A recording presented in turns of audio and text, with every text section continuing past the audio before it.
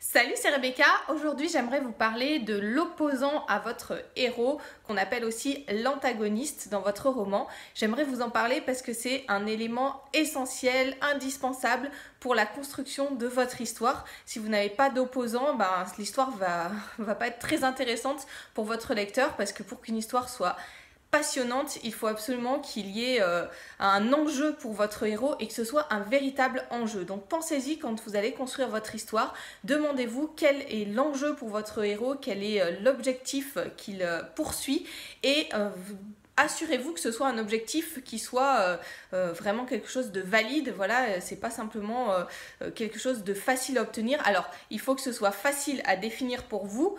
Et voilà, vous pouvez en parler facilement, mais par contre, il faut que ce soit difficile à faire pour votre personnage principal et ça va vous permettre ensuite du coup de l'amener tout au long de votre roman, de développer ces difficultés et on va en parler un petit peu, voilà, comment faire. Alors, vous avez deux possibilités pour l'opposant à votre héros, pour l'antagoniste.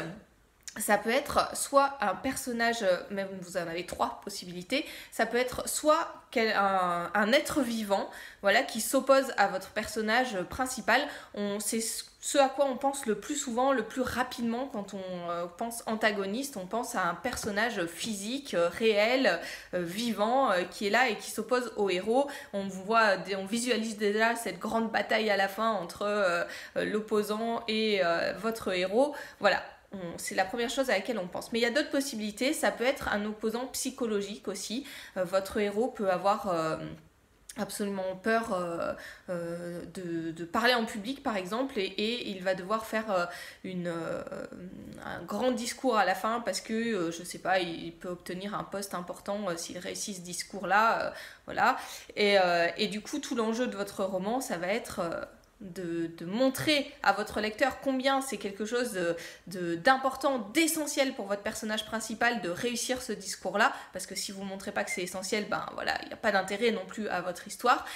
Mais l'opposant, voilà, c'est quelque chose de psychologique pour votre personnage principal. Ça peut être aussi, troisième possibilité, des obstacles naturel.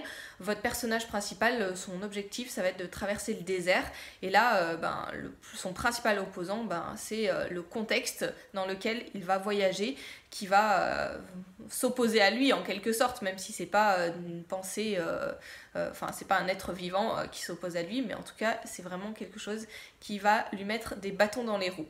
Donc ça c'est vraiment important et je vous redis, c'est vraiment important que vous montriez à votre lecteur combien c'est essentiel pour votre personnage principal de combattre et de réussir son combat. Ça ne veut pas dire qu'il va réussir effectivement à la fin de votre roman ce combat-là, mais combien c'est essentiel pour votre personnage de réussir ce combat-là.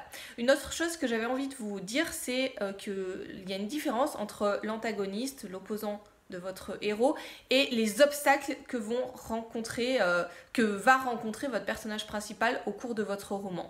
Ce que je veux dire, c'est que les obstacles peuvent être aussi de différentes sortes. Ça peut être des obstacles psychologiques, ça peut être des obstacles matériels, il manque un outil, quelque chose à votre héros pour à un moment donné.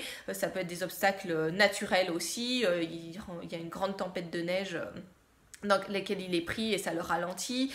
Ça peut être, voilà, il y a différentes choses, ça peut être des ennemis aussi réels, physiques, qui sont là et qui le combattent. Enfin, il y a différentes choses, ça peut être une énigme à résoudre, enfin, ça peut être différents obstacles que va rencontrer votre personnage principal au cours de sa quête. Ces obstacles-là ne sont pas forcément déclenchés directement par l'antagoniste de votre histoire. Par exemple, imaginons que l'antagoniste qui combat votre héros soit un grand sorcier. La tempête de neige que va affronter votre héros n'est pas forcément obligée d'être déclenchée par ce grand sorcier. Ça peut, mais c'est pas forcément obligatoire. Donc voilà, c'est une chose importante à savoir. Et ce que je vous conseille vraiment de faire, c'est de varier les obstacles que rencontre votre héros. Prenez soin à ce que ça soit pas toujours des obstacles en tant des personnages des êtres vivants comme obstacle, ça peut être d'autres choses, ça peut être des obstacles psychologiques comme je vous ai dit, etc. Prenez soin de varier ces obstacles parce que ça vous donnera davantage de profondeur à votre roman, ça sera plus intéressant pour votre lecteur aussi si vous le faites. Donc voilà, je vous invite vraiment à varier ces obstacles. Voilà, c'est un petit peu ce que j'avais déjà envie de vous dire par rapport à l'antagoniste, et puis on m'a posé des questions par rapport à ça, donc j'espère que ça aura permis aussi d'y répondre. Avant de vous quitter, je vous conseille de télécharger gratuitement ma formation sur les scènes. C'est une formation qui vous donnera différents points pour construire une scène de roman, et comme vous le savez peut-être, une scène c'est la plus petite unité de votre roman. Si vous mettez toutes les scènes bout à bout, ça fera votre roman. Si vous savez comment construire une scène pour qu'elle soit passionnante pour votre lecteur, vous arriverez à construire aussi un roman qui soit passionnant pour votre lecteur. Donc si vous ne l'avez pas encore, allez-y, c'est gratuit, il suffit de cliquer sur le lien qui s'affiche dans la description de cette vidéo. Voilà, je vous laisse. Bon courage pour construire votre roman. Pensez à varier les obstacles que rencontre votre héros et à mettre un antagoniste qui soit vraiment quelqu'un qui s'oppose vraiment à votre héros, et de montrer que c'est quelque chose de difficile pour votre héros. Et puis à bientôt pour d'autres conseils.